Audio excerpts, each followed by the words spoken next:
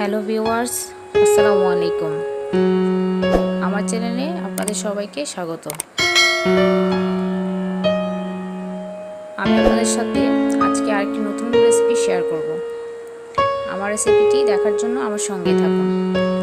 আমার রেসিপিটি যদি আপনাদের ভালো লেগে থাকে অবশ্যই আমার চ্যানেলটি সাবস্ক্রাইব করবেন, লাইক এবং শেয়ার দিতে ভুলবেন না।